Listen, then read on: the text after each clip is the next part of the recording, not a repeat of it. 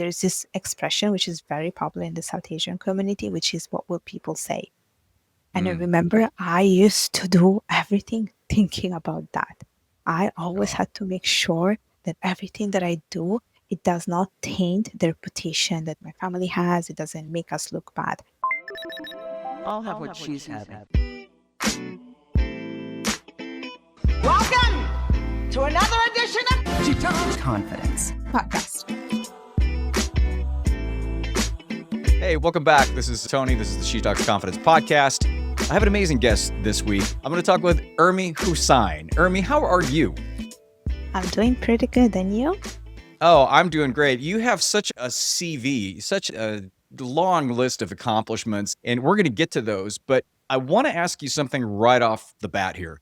You've worked in high stakes corporate finance. You've mastered the male dominated spaces that are in there. You're an author and you're a speaker, but you've said that if you let your career define your self-worth, it's a trap.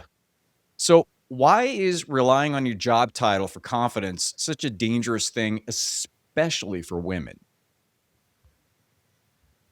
It's such a dangerous thing because I think we often rely so much on our corporate identity Mhm. for our whole life. We think that our corporate identity is who we are. And I think this is something that I really realized later on in my career where I just didn't want to be known for the person working for X, Y, and Z.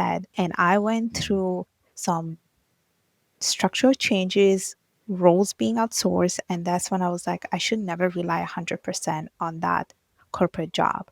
And this is where I also read an article about this teacher who was talking about how he was a teacher the whole life.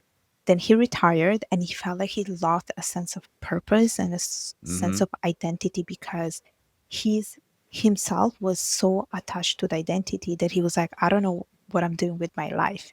And that's where my whole idea of building personal branding came about because I want to be known for the person that I am, not because I work for X, Y, and Z.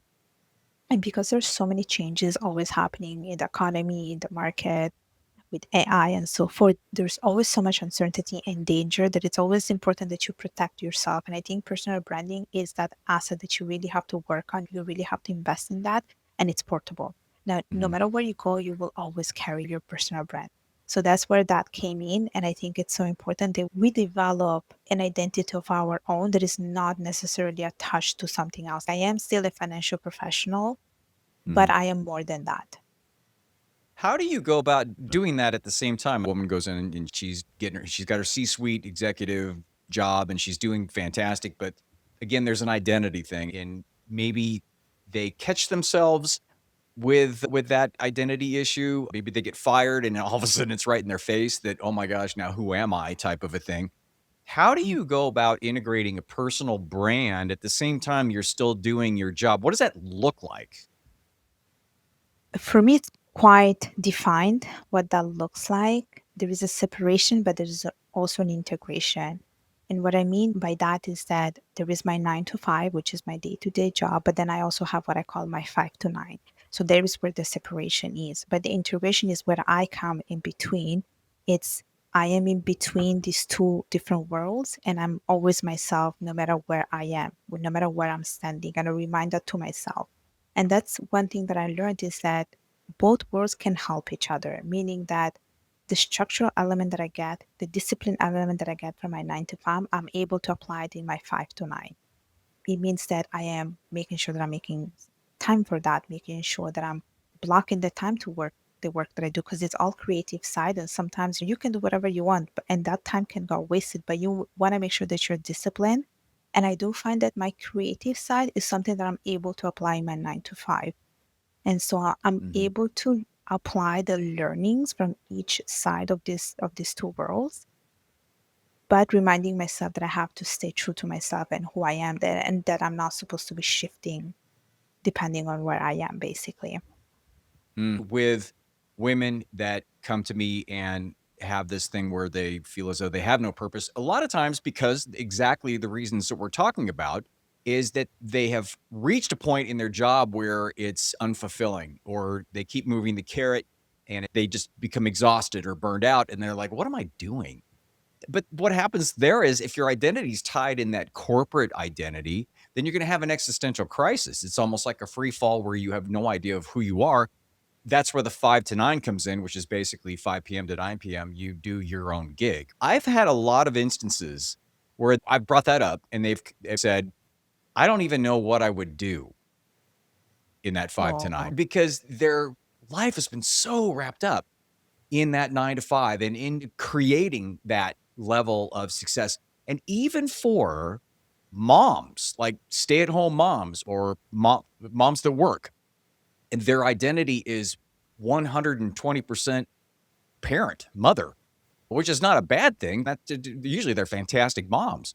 But again, it's just the whole identity thing. What do you say to somebody coming to you and saying, I love the 5 to 9 concept and I get it, but I really don't know what I would do? let me tell you this. For my personal situation, I read the book. It's called the Ikigai. I don't know if you know Oh, this yeah, book. from It's the one of, Japanese concept, yeah.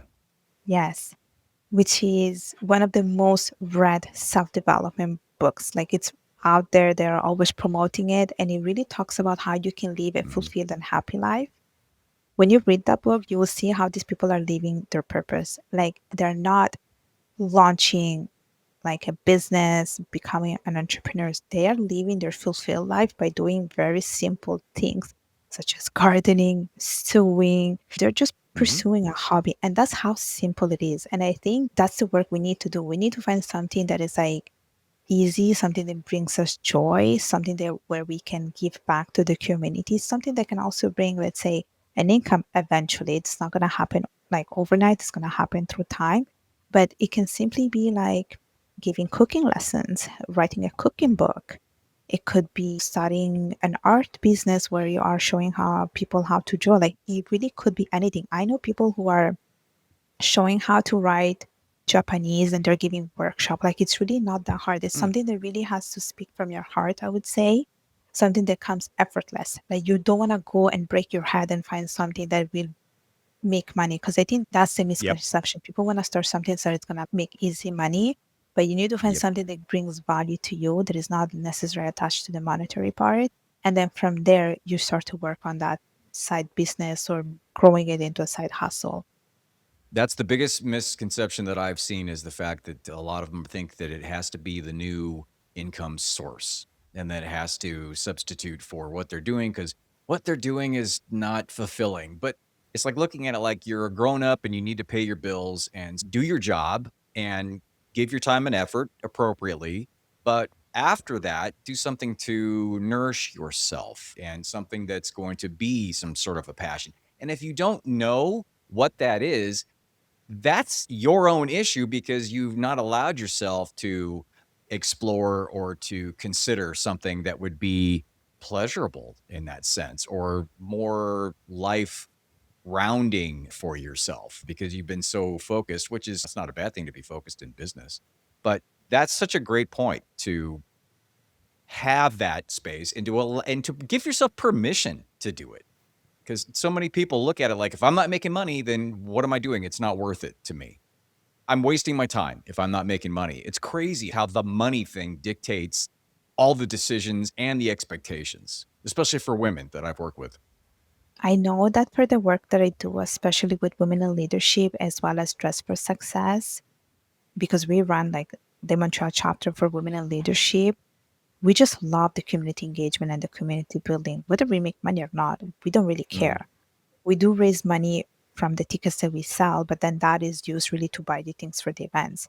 We just find that there's so much more value and fulfillment when you are able to bring people together, when you're able to have a panel session, speakers, when you're able to create an inspiration in the room filled with women who are speaking and trying to support each other. And that's the work that we've been doing. And that's one thing that we have seen in with our first events. That was the first time that we actually launched an in-person events. And we were like, we need to book the room to find speakers and so forth. But the after results was even greater because we had people coming to us and be thanking us for the work that we have done because they felt like that was really a true source of inspiration. Oh, that's fantastic. See, that's what I mean. When you start something and you have the passion behind it and you're just vibrating out, the energy's just coming out. You get a lot of women together. There's such a synergy that happens and brainstorming and supporting each other. And it's like I said, you've got to have a tribe. You have to have a tribe around you if you're going to succeed. It can be your family, it can be close friends, but a lot of instances, it's groups like your women's group that are so incredibly powerful. And it's night and day in terms of how you feel about stuff and keep your momentum going if you have that. Now, you grew up, and these are your words, you grew up as a brown girl in Italy with traditional Bengali parents. So that's quite an interesting mix right there. You wanted to be the obedient girl. Now that's a big thing with confidence is the growing up Yes. as the obedient girl and the one that's in class and always raises her hand and always is the one. Yeah. So given that, how did you find the confidence to challenge those cultural and family expectations and then finally choose your own path? What was that process like? I think this whole thing with being obedient, it started from when I was a kid. And I think I carried it until I was in my 20s, mid 20s. And then as soon as I was on social media and I was following a certain woman, I could see other brown girls also talking about the same thing. Why do we have to always say yes to everything? Why do we always have to put everyone else above us? Why can we not choose something that is unconventional? And there is also a lot of, I would say, double standards in South Asian communities. If you're a boy, you can do so many different things. You have so much more freedom. But if you're Mhm. a girl, there's a lot more restriction. And this is where the whole confidence level is really diminished. We don't really believe in ourselves. We don't believe we can do this. We believe that we're like, oh, we just think that we're like second guessing, we're not good enough. And I think this whole notion of not good enough keeps showing up in every conversation, or the perception that whatever we do, we will always be judged. And there's this expression which is very popular in the South Asian community, which is what will people say? And I Mm. remember I used to do everything thinking about that. I always Oh. had to make sure that everything that I do, it does not taint the reputation that my family has. It doesn't make us look bad. But when I became older, I actually started to realize that I can't always make everyone happy. Even when you reach a certain point, it just goes even more above that. And then you Yeah. just find it's exhausting.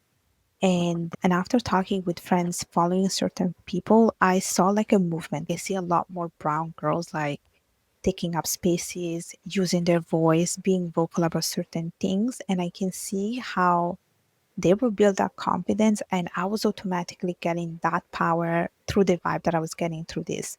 And that's when I was like, if I want to be confident, I need to break some of these narratives, break the cycle, and I need to change that going forward, which is also one of the reasons why I speak to so many podcasts. I talk about these things without any shame or guilt, because these are things Mhm. that need to be raised and people need to be aware of that, because it's not we all grew up the same way. Like this whole thing about being an obedient girl, it's something that I have carried my whole life. I was that girl that you just said, like in the classroom raising her hand, Mhm. never speaking up to anyone. But sometimes I feel like I was being taken advantage of, and maybe I should have said something in that moment. And so now I Mhm. change it. Like I think one of the things that I have learned, especially in my 20s, and I learned it through a TV show called The Bold Type. It's a story about these three women in their 20s, mid 20s, and they live their life boldly. They are very outspoken. They say what comes to their mind. They put themselves first. And that's what I try to do for myself. And I try to do that with my mentoring work. That shift, was that more of an epiphany? Was it a point in time where you're like, hold up? Or was it a slow, like a boiling frog, right? Took a while and finally it got too hot, or a slow drip type of a thing? Ultimately, the realization always has to come first, right? So was that something that happened instantaneously? You woke up one morning and said, I'm done with this stuff. I'm going to make a change. It was very slow because I think those sense of guilt, they just, those sentences just keep replaying in your head, and you're like, am I doing the right thing? Would people talk bad about me? There was always that fear. And I think that was the thing that I had to deal with, the fear. And I had to read a book about it that talks about how fear is your friend. It's supposed to guide you. Don't see it as something negative.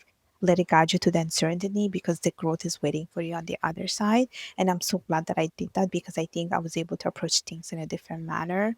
And I think the Mhm. whole confidence really had to come by taking little actions on how do I want people to see me, perceive me. Because I remember when I had to create my first blog, it was such a struggle because I was like, I don't want to put my pictures there. People would recognize me. People would find out who I am. I was like, what if people that know me know about me? But then I was like, you know what? It doesn't matter. If people want to talk about me, I will give them something to talk about, whether it's good or bad. And I think what came with that, it was the realization that we cannot live our lives dictated by people's opinions. I think that's what we do. Our lifestyle is conducted based on what people in society think should be the norms. And so I had to change that. Is so incredibly true. That's the case. And one of the misnomers is when you do learn those things that you don't have to deal with them anymore. But that's actually not true. A lot of them, those instantaneous reactions that you get, the gut reactions about that, what keep your place, they remain with you, but you do a pattern interrupt on them and they don't control you. Is that how it works for you as well? Yeah, I think there was a little bit more of a deeper work that I had to do and actual practical work that I had to do, especially when it comes to like building confidence and everything around confidence and achieving goals and letting go of these like negative thoughts. I think one of the things that work really well is reframing everything. I attended to a lot of workshop where you tell yourself, I cannot do this. You have to reframe it and say, how can I do this? How can I achieve it? And that switch is already in your brain. Another thing that works is doing visualization works. So vision boards, I love vision boards. They're the best thing ever. They just Mhm. work so well. You manifest everything that you put in that vision board. And let me tell you, it works. That It does works work. really, I agree. it Yeah. does work. It Mhm. does work. And I think also surrounding yourself with confident people. Yes. And Oh, yes. I think also James Clear talks about it in his book Atomic Habits. Like you just start Mhm. to imitate the person that you spend most of the time with. So if you're around confident people, you're automatically a confident person too. And I do believe in that we're the average of the five people we spend most of the time with. That is Mhm. so true. So I like to believe that also have to do that. Be careful of with who I'm spending my time all the time. Yeah. Again, it's about your tribe. It's so Yes. important. You could do all the work in the world, but if you don't have a good tribe around you, it's just makes it that much harder. So Yeah. I want to pivot into the personal brand thing because I think that's really important to expand on that just a little bit. A lot of women, they want to start one, write a book or speak in meetings, but they're paralyzed by the fear of being judged, like we just talked about, right? Or seen failing. Was there a different internal shift that you had to finally feel confident taking up that space, or did that align with what we just talked about in terms of? Yes and no. And I think I had to redefine or refine my personal branding because my experience was quite unique, I feel like, because I didn't know what personal branding was before I actually built one. And I think I just started with one thing only. I think I just had a blog and I didn't think that was part of my personal branding. And then from that, someone invited me on their YouTube channel. Then I started my own YouTube channel. Then I self Mm, published a book. I started a podcast. I started to be involved with this like all discipline organization. And then someone came up to me and they were like, oh my gosh, I didn't think that someone of your caliber would have wanted to be on the podcast. And I was like, but I don't think I have anything special. And they were like, no, mm, but you have such a strong online presence. And so then I Googled myself and I mhm, realized that it was there that I have built my personal brand. Then I took a course and I realized that I actually followed every single thing that they said. And it became much more refined afterwards. What is it? How do I want people to perceive me? What are some of the unique values and strengths that I can offer? What are some expertise that I can give to people? And I think with personal branding, this is another misconception is that when people want to start something, they're like, why would they come to me if there's already so many of this? But I remind myself, no one can do the work that you do the same way that you do it. mm. I always use the metaphor or the example of so many different stations on the radio. And depending upon what you want to hear, what speaks to you, that's the station that you go to. But that doesn't mean that the other ones don't have value to other people. So, Yes. find your station or find your listeners of your station. I wanted to wrap things up by doing either a call to action or I always like the first step type of thing. So, In your personal experience that you've had, which has been extensive in this, if a woman is listening to this right now and feeling completely burned out and disconnected from who she really is, what's the very first reality check that she would need to give herself or life to claim or to reclaim her confidence? What's the first step? I think the first step, and this is a sentence that I very much enjoy or that I very much resonate with, it's you're never too late to start something new. And I hear this often. People coming to me and be like, yeah, but I'm too old for this. And I'm like, where is it written that you cannot do it? There's so many things that can happen. People even start over at 50s. So my message is that you're never too late to do something that is truly aligned with what you really want to do. And just to remind yourself that whatever you bring is very unique to you. You have to have a story that people want to listen to. And I think with personal branding, it's all about the story. It's a storytelling part. People connect with you because of how vulnerable you are, about sharing your weak point. Sometimes we all want to share amazing stories, but I think people want to connect more on a deeper level, and they want to see an honest person when they are coming up with failures, rejections, also success stories. So remind yourself that it's all about storytelling, and people will just come to you automatically. That's interesting because really when you do search out or you do seek to develop a personal brand, you're developing your story. That's And that's what people will resonate with. That's such a great way to finish the circle and circle back onto that. Your book is Discovering Your Identity, a rebirth from interracial struggle. And you are all over the internet. Can you give everybody a list in terms of how to get a hold of you or where you're at? Just go down the laundry list, right? They just make it easy. If people want to connect with me, LinkedIn is definitely the best place to reach out. It's Urmi Hossain. And if they want to purchase my book, like you mentioned, it's on Amazon. My podcast is called Stories Beyond Borders, which is on Apple and Spotify. And of course, the work with Women in Leadership. If they just Google Women in Leadership Foundation Canada and look for Montreal chapter, they will find out about the work that we do. Oh, I love it. Thank you, Irma, so much. That was awesome. And that went by way too fast. I'll just say that. And honestly, I had 8 more things I wanted to ask you just to fit it all in. So thank you again very much. And all that stuff will be in the show notes, by the way. So I will good. put your links and all that fun stuff in the show notes. And for me, it's Tony at theconfidencedoc.com. And you can go to TonyDufresne.com, but nobody can spell my last name. So just go to theconfidencedoc.com and you can see all my fun stuff there. And go to any podcast platform and YouTube for my podcast videos or whatnot. I think I'm at about 700 now. So there should be something in there for you. Hope things are good, and I will talk to you later.